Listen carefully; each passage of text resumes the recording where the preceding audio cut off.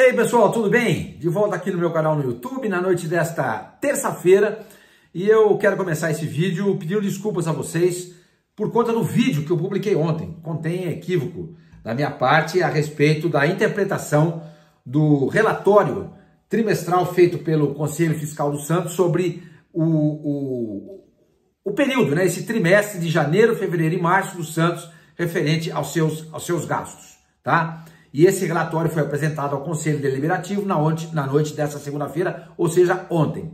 Eu até disse durante o vídeo que eu não entendo muito aliás, eu não entendo nada de contabilidade, economia, etc e tal, e cometi por conta disso um equívoco, expliquei errado para vocês, né?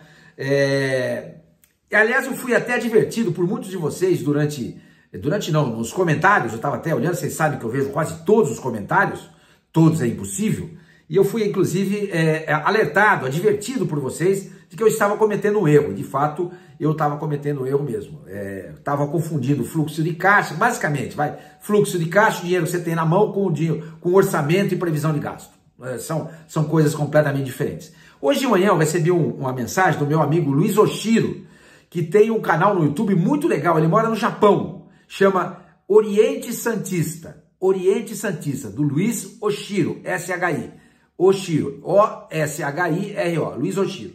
E é muito legal o canal dele, tá? Muito legal mesmo, tem vídeos muito interessantes e eu faço essa recomendação aqui também para vocês do Oshiro, tá? E ele mandou um áudio para mim explicando essa situação. Eu vou reproduzir esse áudio aqui, que eu acho que vai ficar bem mais claro essa questão aí do relatório contábil do Santos no relativo ao primeiro trimestre deste ano. Vamos ouvir.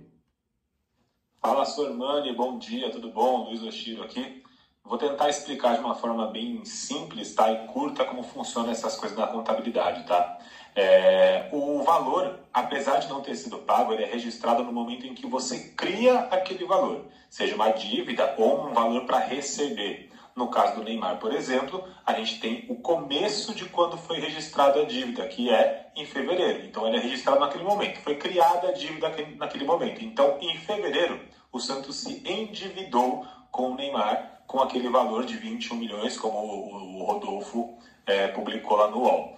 E também o Santos teve o seu registro do valor a receber pelo Jair, mas isso necessariamente não quer dizer que o Santos recebeu pelo Jair e nem que o Santos pagou o Neymar. Então, apesar de ter lá no balancete o valor registrado, ele está registrado no que é ativo do Santos, que é um valor para receber do Jair, e que está registrado no passivo, que é um valor a pagar para o Neymar. Mas na conta do Santos, esse valor não saiu ainda. Então, no balancete, na contabilidade, isso não é como se fosse um extrato bancário, que você registra quando sai o valor da conta, como, por exemplo, o Basso. Foi registrado lá na gestão do Rueda, nas contas do Rueda, o valor da dívida do Basso. Quando o Santos pagar a dívida pelo Basso com a Arouca, isso não vai constar no balancete como uma dívida que o Santos fez porque pagou. Só vai sair da conta do Santos, vai registrar o pagamento e aquelas contas a pagar sobre o Basso, ele vai sumir lá do balancete do Santos, do balanço patrimonial do Santos, né? Espero que tenha ficado aí sem muitos termos técnicos da contabilidade simples, para a galera poder entender.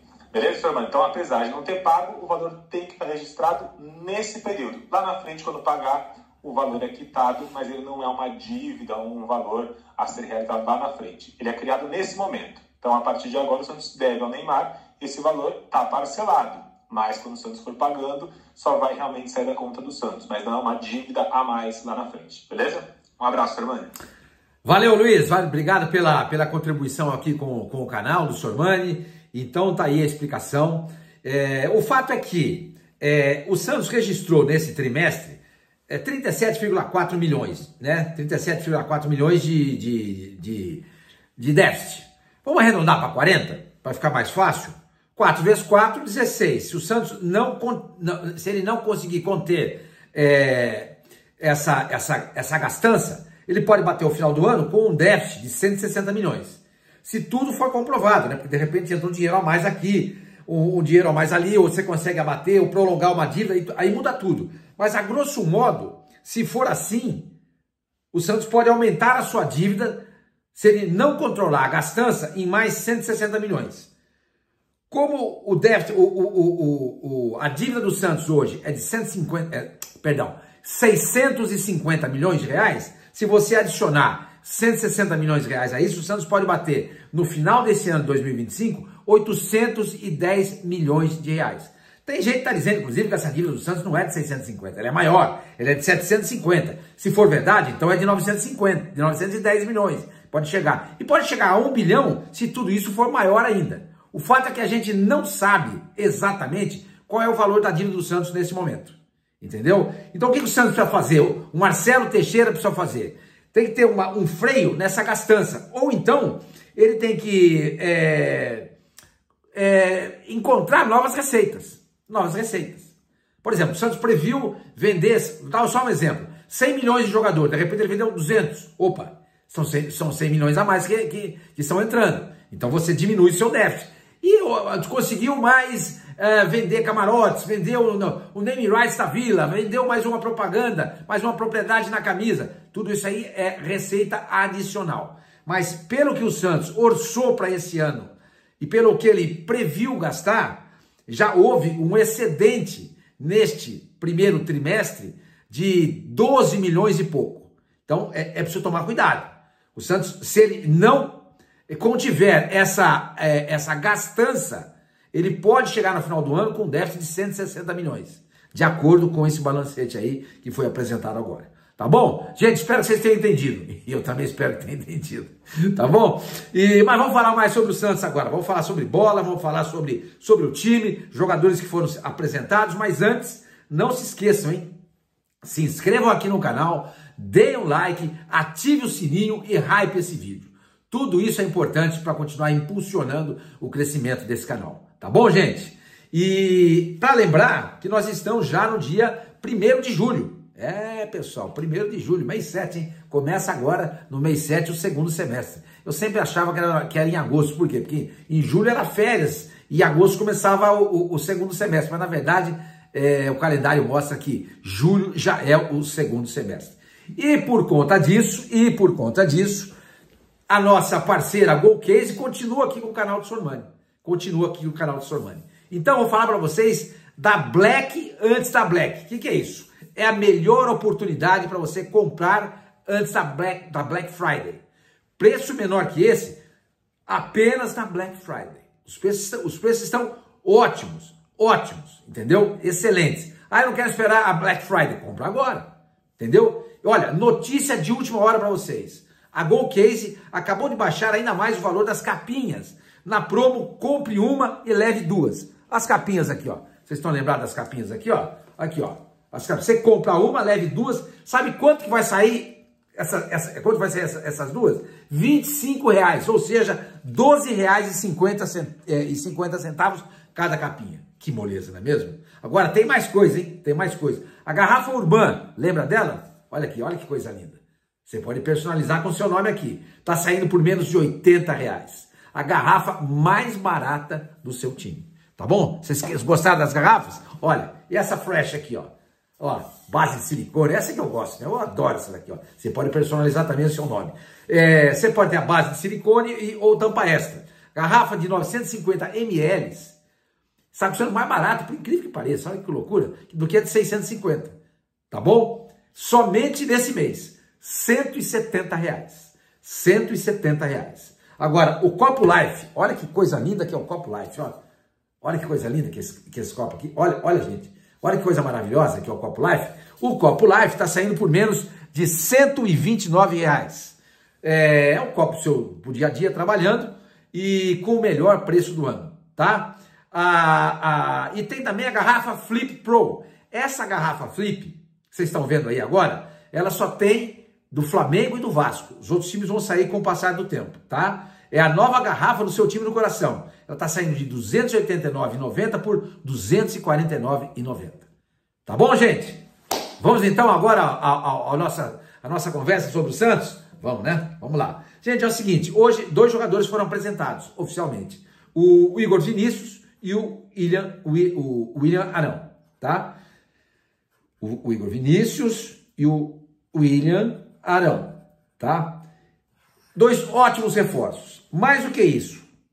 Mais do que isso não. Além disso, o Gil também, em conversa com o Kleber Xavier e com todo o staff ali da comissão, ele se mostrou disposto a cumprir todo o contrato até o final deste ano, porque, segundo ele, felizmente, ele teve um problema particular grave, e ele conseguiu já resolver essa questão. Então ele está agora focado na bola, focado na profissão, focado no Santos Futebol Clube. Por conta disso, o Santos deu uma freada na procura por zagueiro. Por quê? Porque o Santos tem hoje o Basso, tem hoje o Luan Pérez, tem o Zé Ivaldo, tem o Luizão e tem o Gil. Tem 5 zagueiros. Será que eu esqueci alguém? Acho que não, né? 5 zagueiros. Então o Santos dá uma freada nesse momento, porque o Gil está voltando, goza do prestígio da comissão técnica, e tem também a questão do Basso, que fez 2 ótimos últimos jogos com a camisa do Santos. Tá? Então isso aí acaba dando uma certa segurança para a comissão técnica, capitaneada pelo Kleber Xavier, em relação à zaga. Mas o lateral vai continuar. O Igor Vinícius foi apresentado, mas o alvo do Santos é o Mike, do Palmeiras, que está lá no Mundial nos Estados Unidos. Palmeiras que na sexta-feira, às 10 horas da noite, vai enfrentar o Chelsea, da Inglaterra, em jogos de quartas de final. Se vencer, vai chegar à semifinal. Gente, os times da Europa, ó, estão abrindo o bico, velho. Eu falava. Bom, então a ideia do Santos é ter o Mike, tá? E o Santos quer um jogador, um atacante. Estamos falando no Brian Rodrigues, conversei com uma fonte dentro do Santos, e essa fonte falou para mim, é um jogador caro, o Santos não tem dinheiro para isso. Então a alternativa vai ser procurar alguém, de preferência com os direitos econômicos em mãos, né? Não tem que pagar nada, tem que vir a custo zero. Porque aí a gente volta de novo a falar em relação aos gastos do Santos, que já apresentou um déficit de 37 milhões nesse primeiro trimestre. O Santos precisa controlar esses gastos, gente. Precisa controlar, porque do jeito que tá, se não parar aquilo que eu falei e continuar nessa mesma toada, 160 milhões no final do ano. Gente, se a dívida do Santos bater 1 bilhão e pouco, não vai ter ninguém interessado em comprar o Santos. Porque o cara vai assim, pô, eu vou gastar uma baita grana para pagar as dívidas e não vai me sobrar dinheiro para reforçar o time. Como é que eu vou receber? Como é que eu vou receber de volta o que eu investi? Por isso que tem que vender o mais rápido possível. Tem que virar SAF o mais rápido possível, enquanto essa dívida não bateu 1 bilhão ainda. A esperança do Marcelo Teixeira é resolver essa questão com boa administração, mas não é isso que está acontecendo. Esse relatório trimestral mostrou que houve um déficit de 37,4 milhões. Então não tá tendo contenção de gastos, ao contrário, eles estão aumentando. Embora o faturamento do Santos no período tenha sido muito maior do que o projetado. Era de 120, está em 170 milhões do período, tá? Do período. Então é preciso ter cautela, é preciso ser parcimonioso nesse momento e não gastar o que não tem. O que o Santos não tem? Nada. O Santos não tem nada. Então vai pagar 10 milhões de dólares pelo Brian Rodrigues? Não pode pagar. Vamos procurar alguém. Ou então pega esse menino da base, o Matheus Xavier, e bota para jogar. Não é possível que um time que tem Neymar, Roleiser, Zé Rafael, William Arão, pode chegar ao Mike a custo zero, não tenha condições de disputar na primeira página do Campeonato Brasileiro, que tenha necessidade de gastar 10 milhões de dólares com ponta, que o Santos precisa, mas não tem dinheiro para pagar. Entendeu? Então eu repito, quanto maior for essa dívida, mais difícil vai ficar ser para vender esse time e ele se tornar uma SAF. Quanto menor for a dívida, mais interesse vai ter o comprador. Eu falo assim, pô, vou gastar pouca coisa. O resto que eu imaginava gastar aqui, eu vou reforçar o time. Então, ao invés de eu gastar 1,5 bilhão em dívidas, eu tenho só 500 milhões, eu estava projetando gastar 2, vai me sobrar o quê? 1,5 bilhão para investir no time. 1,5 bilhão. Entendeu? Agora, se você tem essa dívida lá em cima, o comprador, se ele não tiver um caixa alto ou estiver disposto a investir tanto assim, ele vai sobrar menos dinheiro para ele montar um time. Certo? Outra coisa, pessoal, a gente está acompanhando o Mundial, né? Então a gente está vendo muito, eu pelo menos percebi muito, os times se defendendo com linha de 5. São poucos os times que se defendem com a linha de 4. Entre eles o Flamengo, já eliminado. Eu sempre fui contra o uso de 3 zagueiros. Mas você pode ter uma linha de 3 atrás, não necessariamente com 3 zagueiros. O Al Hilal ontem, que eliminou o City, o Manchester City, o Renan Lodge, que é o lateral esquerdo, fazia o terceiro zagueiro pelo lado esquerdo. Então eu já vi gente sugerindo, acho que foi o meu amigo Henrique Farinha, que sugeriu lá no BSS meio-dia, de botar o Escobar no quarto zagueiro, nessa linha de 3. Então você formaria a linha de 3 com Basso, Luan Pérez e Escobar. Entendeu? É uma linha de 3, porque quando você recolhe os seus 2 laterais ou alas, vamos supor, o Mike pela direita e o Souza pela esquerda, você forma a linha de 5. Você formando essa linha de 5, com uma linha de 4 à frente e deixando o Neymar solto, pô, gente, o time bem compactado, fica difícil jogar contra. Sormani, mas aí vai contra o DNA do Santos, porque o DNA do Santos é um DNA ofensivo. Bom, gente, esse DNA ofensivo vai funcionar se o Santos tiver um elenco fabuloso. O Santos não tem. Se o Santos tivesse um elenco igual ao do Flamengo, que fez uma pichotada lá no Mundial, tudo bem, não teria problema. Não teria problema. Mas o Santos não tem. Então o Santos tem que... E o Kleber Xavier, ele é muito bom nisso. Ele é muito bom nisso. Em proteger a sua casinha. Em proteger o time. Então eu tô me curvando a essa linha de 5 atrás quando não tiver a bola. Hein? Porque quando você tiver a bola, o que você faz? Você pode... O cara que nem o Souza, que é extremamente habilidoso, você pode fazer ele fechar. O Escobar sai da linha de 3 para ser um lateral. O Souza fecha, te dá volume ali no meio campo. Juntamente com o Zé Rafael, com o Ilharão, com o Roleiser, com o Barreal. Entendeu? O próprio Neymar voltando, abrindo espaço para alguém, o próprio Roleiser entrar e para tentar machucar o adversário. Enfim, alternativas tem. Mas eu tô meio hoje seduzido por essa linha de 5 atrás. E como o Santos é um time que precisa tomar muito cuidado, porque ele é um time em formação, e o nível do Campeonato Brasileiro é muito bom, nós estamos vendo isso com base nesse Mundial que está sendo disputado nos Estados Unidos, então essa linha de 5 atrás me atrai. Então eu fiquei pensando aqui no time, olha, vê se vocês concordam comigo. Brazão, Mike, Basso, Luan Pérez e o Escobar.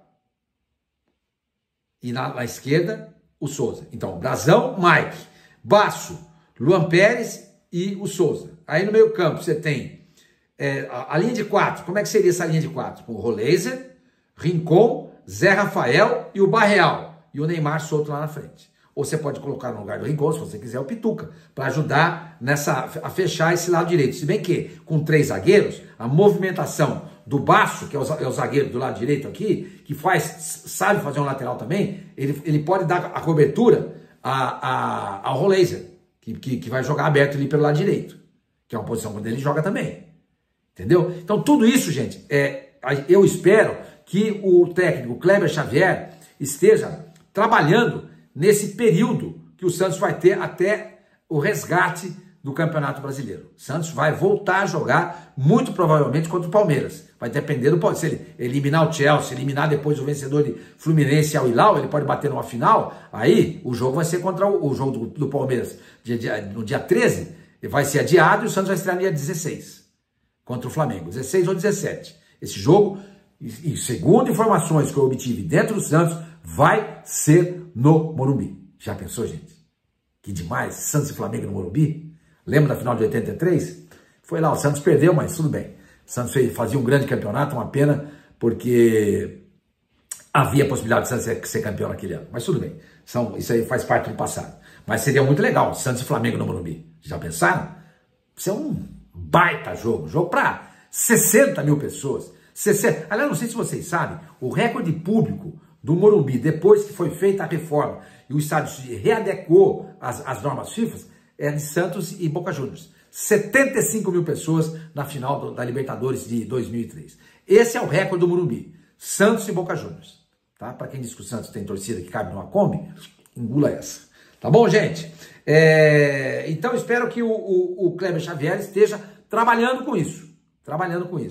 Há a possibilidade de, na próxima quarta-feira, dia 9 de julho, ou seja, não é nessa amanhã, na outra, o Santos fazer um amistoso contra o Remo em Belém do Pará.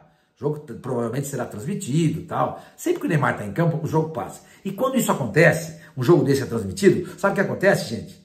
O Santos ganha dinheiro. Sabe por que vai ganhar dinheiro? E dos bons? Porque tem o Neymar. Entendeu? Ah, senhor Mano, você passa muito pano para o Neymar, você baba ovo para a família do Neymar. Eu não babo ovo para ninguém. Eu só defendo as minhas verdades. Não significa que a minha verdade seja a verdade. É a minha verdade. Eu acho que o Santos com o Neymar tem muito mais possibilidades de mudar toda essa situação do que sem ele. O dinheiro, se o marketing do Santos conseguir trabalhar bem, ele pode captar boa grana no mercado. Porque ele tem o Neymar. Entendeu? O Santos recebeu um convite aí para fazer a pré-temporada, essa intertemporada, perdão, acho que veio da China, da Rússia e dos Estados Unidos. Porque tem o Neymar. Aí o Santos, não, é melhor ficar aqui. Porque nós temos que ficar de olho para tomar cuidado com esse Campeonato Brasileiro. O Santos está hoje na 15ª colocação, mas ele está a pouquíssimos pontos na zona de rebaixamento. Então precisa tomar cuidado. E os dois próximos jogos são muito difíceis. Palmeiras e Flamengo. Palmeiras e Flamengo. Quem fez essa tabela também? Só faltava ter colocado o Botafogo na sequência. Aliás, se você for pensar, o Santos jogou com o Botafogo, Fortaleza, Flamengo e Palmeiras. Dos 4 jogos contra os 3 melhores times do Brasil. Em 4 jogos, o Santos pegou Botafogo, Palmeiras e Flamengo. No segundo turno vai ser assim. Que tabela ruim, hein? Quem fez isso, hein? Mas é isso aí, pessoal. Espero que vocês tenham curtido o vídeo. Espero que tenha ficado bem explicado essa questão aí do balancete do Santos em relação ao primeiro trimestre. Tá bom, gente? Qualquer coisa a gente volta a se falar. Se não, amanhã estaremos de volta. Nos falamos.